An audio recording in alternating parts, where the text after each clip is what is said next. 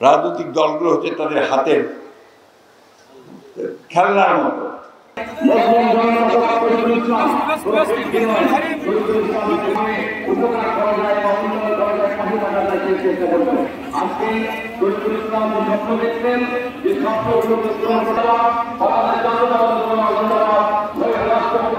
ভালো কথা, 6টা সংস্কার কমিশন, একটা ঐক্যমত্য কমিশন, প্রায় 1 বছর ধরে তারা সেখানে আলাপ আলোচনা করেছেন, খাওয়া দাওয়া করেছেন, সবকিছু করেছেন। সব শেষে কি করলেন, এই ঐক্যমত্য কমিশন এমন একটা প্রস্তাব জাতির সামনে নিয়ে আসলো, যেটা তার কিছুদিন আগেই, কত তারিখে, 17 না 17ই, কিছুদিন আগে পার্লামেন্টের সামনে সংস্কারগুলোকে সই করলাম, আমরা স্বাক্ষর করলাম সব রাজনৈতিক দলগুলো। 17ই অক্টোবর সই হয়ে গেছে। আমরা যে বিষয়গুলোতে একমত হয়ে গেছি সেগুলো সই হয়ে গেছে, আমরা সবাই স্বাক্ষর করেছি। তারপরে তারা আবার নতুন নতুন প্রস্তাব নিয়ে এসছে এবং সেই যেগুলো আমরা স্বাক্ষর করেছিলাম সেই প্রস্তাবগুলো ভিন্নভাবে উত্থাপন করেছে। আমরা বলেছি যে এই ঐক্যমত্য কমিশন সঠিক কাজটি করেনি। আমরা বলেছি যে আমরা যেটা চেয়েছিলাম, যেটা আমাদের প্রধান উপদেষ্টা কমিট করেছিলেন, যে যেগুলো ঐক্যমত্য কমিশন থাকবে আর যেটা হবে না সেগুলো আগামী পার্লামেন্টে চলে যাবে, সেই পার্লামেন্টে সেখানে নির্ধারিত হবে আলাপ আলোচনার মধ্যে। কিন্তু দুর্ভাগ্যের কথা, হঠাৎ করে দেখা গেল যে এই উপদেষ্টা কমিটি তারা একটা উপদেষ্টা মণ্ডলী সভা করলেন। সভা করার পরে জনাব আসিফ নজরুল সাহেব জাতিকে জানালেন যে বিষয়গুলো এখনো সমাধান হয়নি সেগুলো সমাধান করার জন্য আমরা রাজনৈতিক দলগুলোকে 7 দিনের সময় দিচ্ছি।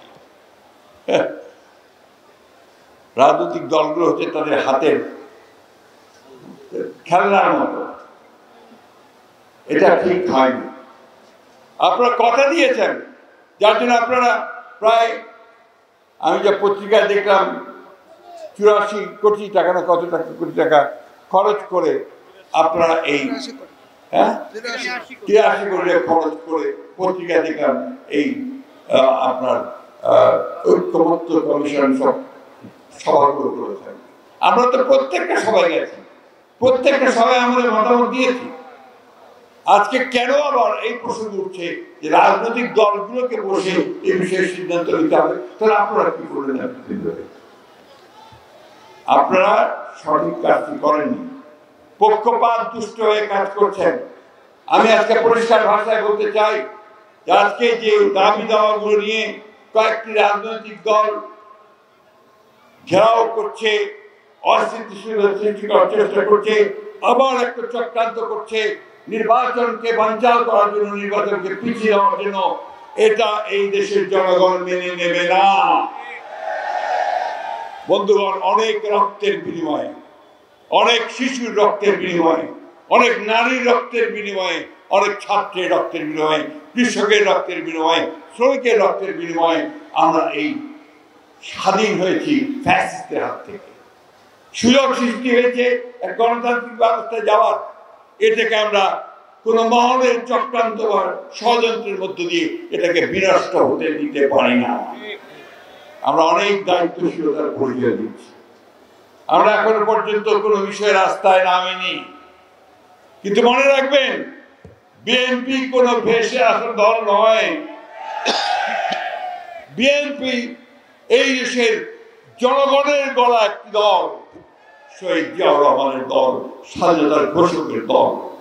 এই দল দেশের বেগম খালেদা জিয়ার গণতন্ত্রের যে সংগ্রাম করা, আপসীর সংগ্রাম করা, সেই নেত্রীর দল। এই দল আমাদের সমস্ত মানুষগুলো, 60 লক্ষ মানুষের বিরুদ্ধে মিথ্যা মামলা, 20,000 মানুষকে হত্যা, 1700 মানুষকে গুম করে দেওয়া, সেই অবস্থা থেকে উঠে আসা একটা রাজনৈতিক দল। সুতরাং আমাদেরকে খাটো করে দেখবেন না বা অবজ্ঞা করে দেখবেন না। আমরা যদি রাস্তায় নামি তাহলে কিন্তু রাজনৈতিক বিষয়গুলো ভিন্নভাবে আসবে। তাই খুব পরিষ্কার করে বলতে চাই যে আপনারা এসব বাদ দিন, যে বিষয়গুলো সমাধান হয়েছে সেই বিষয়গুলোকে পড়ে দিন, যেগুলো হয়নি সেগুলো পার্লামেন্টে আগামী নির্বাচনে মধ্যে দিয়ে যে পার্লামেন্ট গঠিত হবে সেই পার্লামেন্টে আরো সিদ্ধান্ত নেওয়া হবে। আর যেগুলো একমত হয়েছে সেগুলোকে আপনারা ব্যবস্থা গ্রহণ করুন। মানুষের অধিকারকে হরণ করে নিয়ে যেতে দেব না, এই বিষয়গুলো আমাদের মনে রাখতে হবে। কিন্তু বন্ধুগণ, বাংলাদেশে সবসময় কিছু মানুষ থাকে, মহল থাকে, শক্তি থাকে যারা বাংলাদেশকে সবসময় ডিস্টেবিলাইজ, অস্থিতিশীল করে দিতে চায়। আজকে আপনারা নিশ্চয়ই লক্ষ্য করেছেন যে এত বড় একটা গণঅভ্যুত্থান, ছাত্র গণঅভ্যুত্থান সংঘটিত হলো, ফ্যাসিস্ট হাসিনা পালিয়ে যেতে বাধ্য হলো এবং গণতন্ত্রে ফিরে যাওয়ার, গণতন্ত্রকে রিস্টোর করবার, তাকে আবার শক্তিশালী করবার একটা সুযোগ সৃষ্টি হলো। তখন আবার কিছু সংখ্যক রাজনৈতিক মহল তারা আজকে অযথা অন্যায়ভাবে, অপ্রয়োজনীয়ভাবে দেশে একটা গোলযোগ সৃষ্টি করবার পায়দারা করছে। আমাদের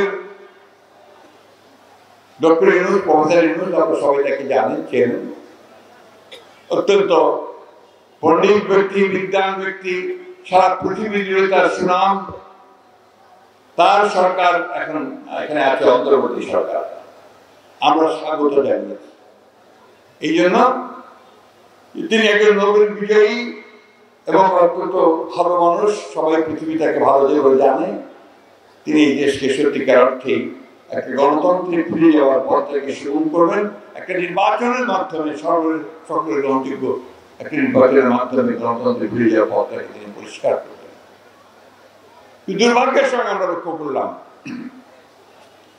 যে তিনি বাংলাদেশের রাষ্ট্রের কাঠামো পরিবর্তনের জন্য 2016 সালে দেশনেত্রী বেগম খালেদা জিয়া যে ভিশন 2030 দিয়েছিলেন এবং আমাদের নেতা যারা তারেক রহমান 2021 সালে 31 দফা যে একটা প্রস্তাব দিয়েছিলেন রাষ্ট্র কাঠামো পরিবর্তনের, রাষ্ট্রকে গণতান্ত্রিকীকরণের, সেই আলোকে তিনি একটা গণতান্ত্রিকীকরণের লক্ষ্যে তিনি একটা কমিশন, সংস্কার কমিশন করলেন। ভালো কথা, 6টা সংস্কার কমিশন, একটা ঐক্যমত্য কমিশন, প্রায় 1 বছর ধরে তারা সেখানে আলাপ আলোচনা করেছেন, খাওয়া দাওয়া করেছেন, সব কিছু করেছেন।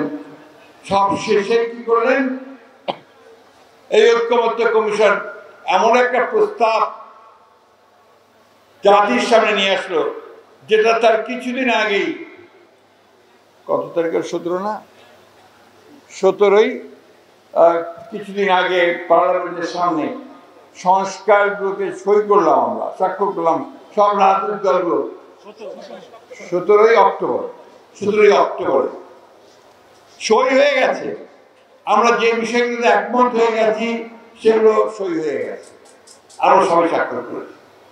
তারপরে তারা আবার নতুন নতুন প্রস্তাব নিয়ে এসছে এবং সেই যেগুলো আমরা স্বাক্ষর করেছিলাম সেই প্রস্তাবগুলো ভিন্নভাবে উত্থাপন করেছে।